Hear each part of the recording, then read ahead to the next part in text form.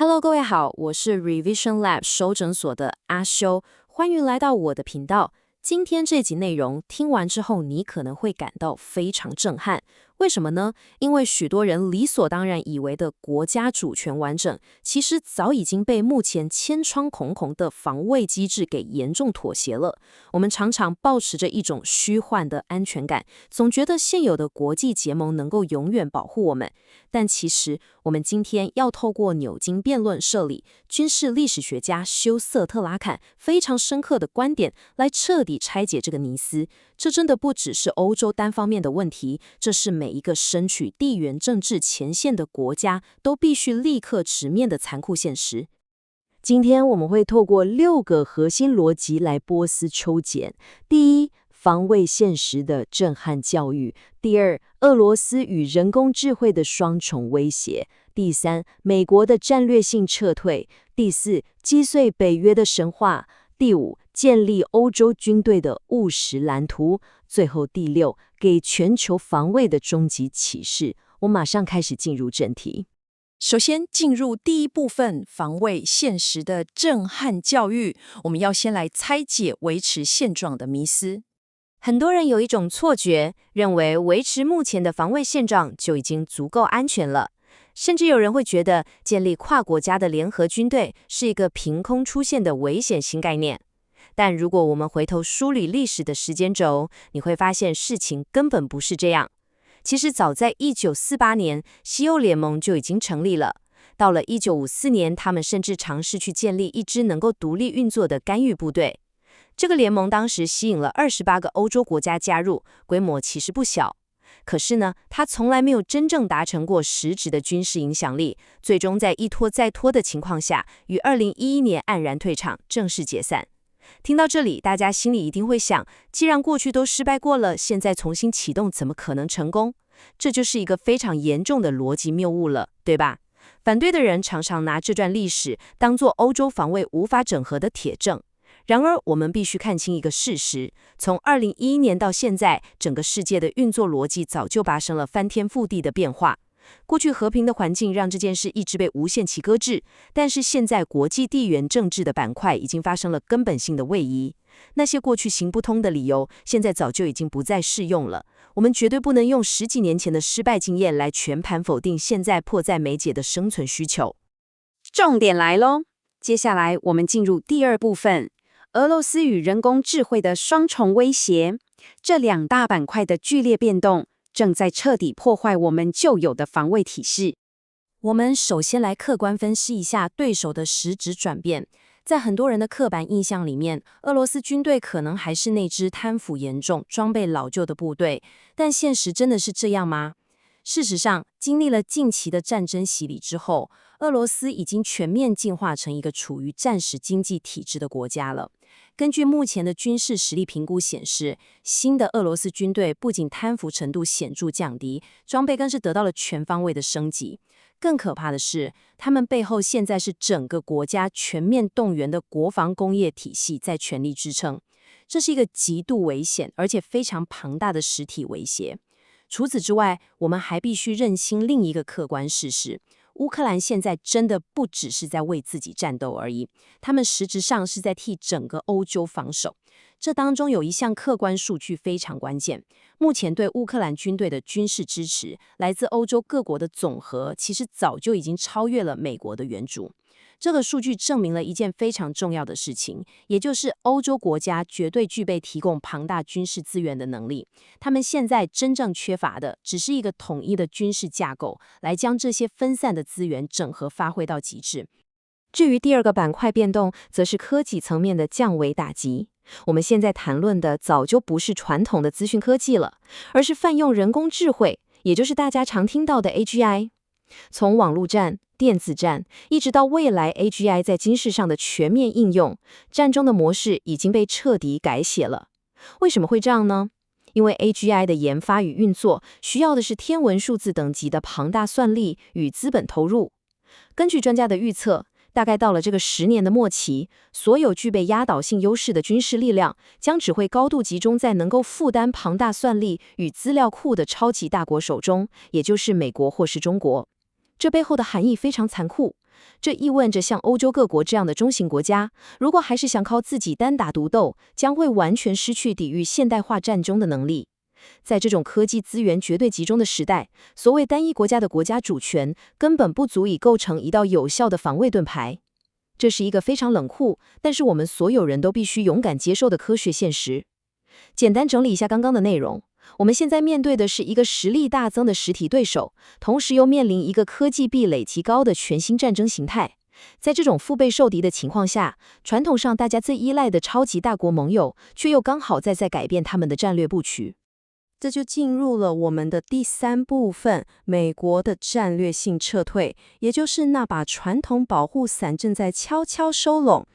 我们如果仔细去研究美国近年来的政策走向，其实会发现这根本不是单一政党的偏好，而是一贯延续的国家战略。从奥巴马、川普一直到现在的拜登，历任美国总统都在非常强烈的要求盟友必须自己承担起防卫的责任。特别是在川普时期，他将美国的战略焦点从过去那种模糊的自由主义价值观，直接转移到非常具体的经济与军事实力检视上。这种极度务实的态度，其实狠狠敲醒了许多长期依赖美国的国家。而且，如果我们深入研读美国近期的国家安全战略报告，会发现里面根本没有针对单一欧洲国家的保护承诺。这份文件是直接把欧洲视为一个完整的地缘板块。美国在文件中明确要求，盟国必须成为能够分担责任的平等合作伙伴，而不是一味寻求保护的依赖者。更让人警惕的是，整份战略报告当中完全没有提到所谓的延伸阻吓，也就是我们俗称的核保护伞。这其实传递了一个非常明确的政治信号：美国的军事保护绝对不是无条件的，也绝对不是理所当然的。接下来这一点超级重要，讲到军事同盟，大家最常听到的通常是北大西洋公约第5条的集体防御。很多人认为只要有事发生，盟友就会自动出兵来救，但其实这是一个完全错误的期待。在整个同盟架构中，最核心也是超级大国现在最看重的条款，其实是第3条。第3条里面明确规定了，每一个成员国都有义务必须先尽最大的努力来维持并且发展抵抗武装攻击的自我防卫能力。也就是说，在你有资格呼唤盟友启动第5条来救你之前，你必须先向大家证明你有能力保护你自己。如果你自己都不愿意投资国防资源，不愿意建立强大的实体军队，那么你根本没有任何立场去要求别人为你流血牺牲。这是一个极度务实的合约精神。当我们彻底理解了美国的战略转向之后，第4部分，我们就要来用最理性的数据与历史事实击碎北约的神话，重新检视联盟的真实效能。我们必须非常诚实地面对一个主流的迷思，那就是把现有的军事联盟当成一把无坚不摧的保护伞。我们现在直接摊开近期的重大地缘政治操作，来进行客观的分析。首先是阿富汗，在2021年的撤军行动当中，作为主导者的美国竟然没有在决策的过程中充分与其他盟友进行协商。最后的结果是，联盟内部将这次灾难性的撤退行动包装成一种成功，而他们给出的理由竟然是这个机构存活下来了。这在军事战略逻辑上是非常荒谬的，因为联盟存在的真正目的是为了解决问题，维持地区的稳定，而不是单纯为了维持机构自己存在而存在。其次，我们来看看乌克兰的例子。这个庞大的联盟不仅无法下逐2014年的克里米亚危机，也未能阻止2022年的全面战争爆发。我们观察现在对乌克兰的支援，会发现背后其实缺乏一个明确的胜利战略。为了避免与俄罗斯发生直接的军事冲突，联盟给予的援助被非常精算到刚好只够让防守方不会输，但却远远不足以让他们真正打赢。从这2场重大的历史事件，就可以清楚看出，过度神话军事联盟的实际效能，对任何国家的国家安全来说，都是一种非常致命的战略误判。我们继续聊下去，第5部分。既然现状不可靠，那我们来看看建立欧洲军队的务实蓝图，一条由下而上的整合之路。